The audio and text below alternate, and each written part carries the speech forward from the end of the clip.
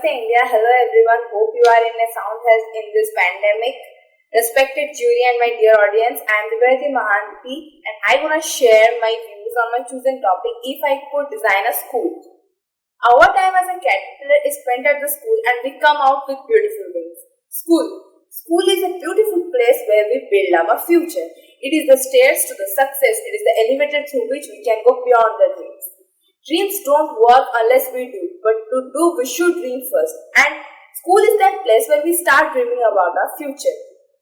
Nowadays, schools are based on academics, tests, education, disciplines, etc. etc. These all are very important to reshape our future. But the fact is that it's not doing so.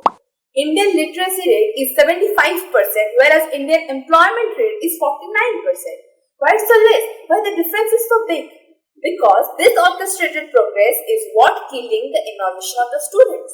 Students excel better in an environment which drives them to learn what they actually want to learn.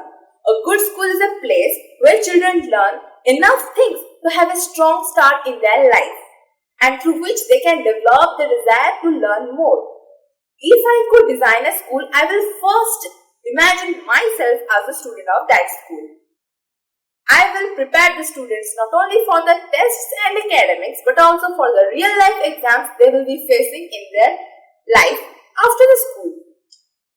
Students interact much better with the teachers when they find the class friendly and enjoyable, and that's what I need in my school.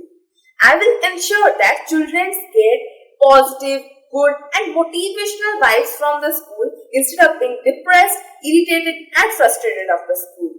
I will try my best to teach them practically with fun facts instead of being dependent on theories. After all, school is the golden part of our life and I will make sure that it shines like a diamond. So, die with memories, not with dreams.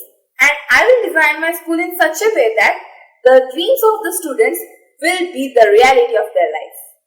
So, by this, I would like to conclude my speech. Thank you. Namaste.